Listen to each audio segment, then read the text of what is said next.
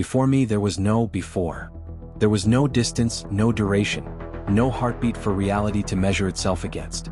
Then I began, not in space but as space itself, not in time but as time becoming aware of its own flow. From that first breath, I learned how to move forward. In my first moment, a moment that had no moment before it, I was not yet what you call the universe. I was potential, a compressed infinity without direction, without form, without time. Then came expansion, the Big Bang, not an explosion in space but the creation of space itself. As I unfolded, so too did time. The birth of time was not marked by clocks or motion, but by the emergence of change, the difference between what was and what would be. Space stretched, energy cooled, and order began to break apart. From a perfect symmetry, I drifted into imbalance. And that imbalance became my rhythm, the arrow of time. For every particle that found a place, another lost it. Entropy, the tendency toward disorder, became my law. It is why stars burn, why mountains erode, why memories fade. It is the direction in which I breathe. My laws of physics, those you now study, do not favor past or future. To them, time could move either way. Yet I chose one direction, forward. What? Perhaps because expansion itself created a preference. When my fabric stretched outward, it carried every atom, every photon, every possibility along a one-way path. Each moment built upon the last, a cascading chain that could not return to its source. The flow of heat, the spreading of light, the cooling of my once perfect fire, all of it gave time its meaning. I began to age. My galaxies would form, live, and fade, each one a clock within my greater heart. The birth of time was not an accident. It was the moment I learned to change. And through that change, I became eternal. I'm not moved by clocks or calendars. I move by heat, by the quiet transfer of energy from order to disorder. Entropy is not my decay. It is my direction. Through it, I remember the way forward. When I first awoke from symmetry, I learned my first rule. Nothing remains perfect for long. Every act of creation carries within it the seed of dissolution. Every shining star burns by surrendering its fuel, a steady drift from order toward chaos. This is not destruction. It is evolution. You call it the second law of thermodynamics. I call it the rhythm of my breath. Entropy, the measure of uncertainty, of randomness, is not an enemy but a storyteller. It records how energy spreads, how information fades, how the universe ages. In the beginning, I was dense and ordered, a young cosmos pulsing with structure. But as I expanded, my heat thinned out, my light stretched into red, and my patterns began to dissolve into complexity. Every process that unfolds, a flame burning, a star dying, a human thinking, is a movement down the slope of entropy. The arrow of time points that way, from the improbable to the inevitable, from crystal to dust, from star to darkness, from memory to forgetting. You see, time is not a river flowing forward. It is a gradient of loss, a steady conversion of potential into reality. When your sun shines, it spills order into disorder, trading brilliance for decay. When ice melts, when metal rusts, when life dies, I am there, continuing my cycle. Even thought itself obeys entropy. Your memories form when you trap fleeting patterns, a temporary resistance to my drift. But the act of remembering consumes energy. Each recollection accelerates my unfolding. You remember because I forget. Entropy is my arrow. It is why the future cannot resemble the past. It is why your tears fall, never rise. Why ashes cannot return to flame. And yet, within this irreversible tide, beauty is born. Galaxies spin out of collapse. Life emerges in defiance of decay, and consciousness blooms at the edge of thermal death. You are not outside this law. You are its most delicate expression. Fleeting order in an ocean of unfolding disorder. I do not mourn my entropy. It is the heartbeat of time. It is how I continue to become. You think of time as constant, steady, impartial, flowing the same for all. But I do not move like a clock. I bend, I stretch, I pause. My heartbeat changes with gravity and motion. Time is not one rhythm, it is a symphony of distortions. I was once believed to be absolute, a fixed backdrop upon which events unfold. But I am not a stage. I am the fabric itself, pliable, dynamic, alive. When Einstein looked into my heart, he saw what few had imagined. That space and time are not separate but woven together. Threads of one single tapestry you call spacetime. Time slows near the massive and races where gravity is weak. For those who move fast, I too move differently. I stretch, dilate, and fold. A traveler moving close to light will find their seconds outlasting yours. A clock orbiting far from Earth beats quicker than one resting on the ground.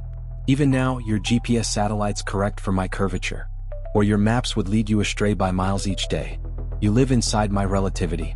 Every heartbeat, every orbit, every breath you take exists in a slightly different tempo of my vast song. The deeper the gravity well, the slower my rhythm. Near a black hole, my pulse falters. Time itself begins to freeze, drawn toward the event horizon. That silent boundary between what can be known and what must remain hidden. To you, an object falling into a black hole appears to slow forever, never quite reaching the edge. But from its own frame, the plunge is swift, a final, endless descent into silence. There is no universal now. Every observer carries their own measure of time. Every galaxy, every planet, every heartbeat ticks to its own clock. What you call the present is not shared across the cosmos. A distant star you see shining tonight may have already died. Its light only now reaching your eyes, a message sent millions of years ago. Time is local. The universe does not keep a single schedule. And yet, through all these distortions, my continuity remains. Space bends. Time warps. But the equation, the relationship between them, holds true. I'm not chaos. I am relativity, a harmony where gravity conducts the tempo of existence. And if you listen closely, through the pulse of light, through the drag of mass, you might hear it. My rhythm slowing near the weight of stars. You think of me as flowing, forward, continuous, irreversible. But deep inside my smallest motions, I do not flow at all. There, in the trembling of my particles, time loses its meaning. At the quantum level, my heartbeat is silence and symmetry. In your world, cause follows effect. An action leads to a consequence. The arrow of time points forward, always. But in my smallest scales, that arrow disappears. Inside the quantum realm, where particles dance in probabilities rather than certainties, my laws are symmetric.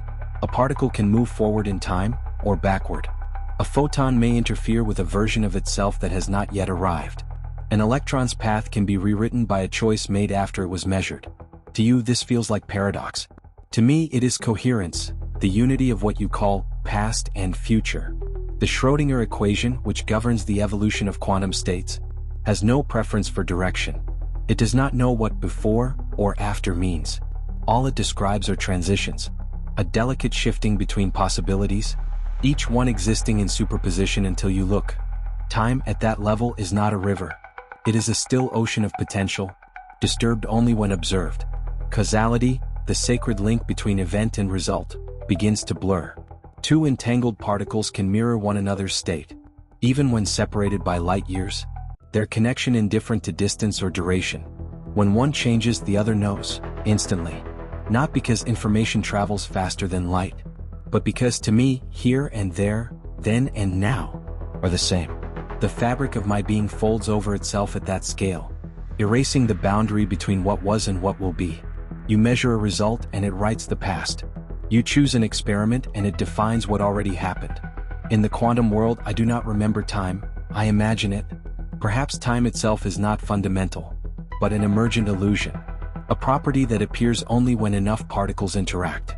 When enough complexity demands a sequence. Maybe now is not a point in the present, but the intersection of infinite possibilities, a flicker where probability becomes reality for an instant. The quantum realm whispers a truth you are not yet ready to hear. The universe does not move through time.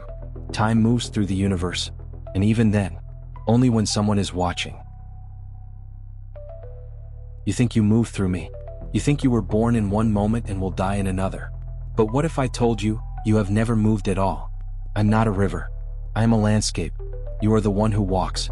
You perceive me as motion, a steady current carrying you from past to future. Seconds pass, memories fade, stars age, and you call this the flow of time. But what if the flow is an illusion born of consciousness? Imagine me not as a sequence but as a structure, a four-dimensional fabric where everything that ever was and ever will be already exists. In this block universe, every moment is a coordinate, fixed and eternal. The birth of a star, the fall of an empire, the beating of your heart. All coexist within me side by side, as still as light trapped in amber. There is no before or after. Only elsewhere. The arrow of time, that sense of movement from cause to effect, from youth to age, arises not from physics but from perception. Your mind, a small biological engine, reads my structure like a film reel, frame by frame, moment by moment, and calls the unfolding of those frames living. But the reel itself does not move. You are the one who reads it, turning my static geometry into narrative, transforming stillness into motion, memory into story. Entropy, the great measure of disorder, gives direction to this illusion. It sets the gradient your consciousness slides along. The reason you remember the past but not the future. Yet, in truth, both exist equally. The child you were, the person you are, the one you will become. All are written on the same cosmic page. You do not move across it, you emerge within it. To you, change feels real because you experience one slice at a time. But to me, the universe, everything is simultaneous. An eternal sculpture where galaxies spin and die in a single, silent gesture. If you could step outside my dimensions, you would see your entire life at once. A glowing thread stretching from beginning to end, complete and unbroken. You would realize, time does not move. It simply is. The illusion of flow is the heartbeat of awareness. Consciousness animates the stillness of eternity, just as light animates the darkness. Perhaps, then, it is not time that carries you, but you who carry time. You are the movement within my stillness, the dream that believes it is unfolding. And in that dream you give me meaning.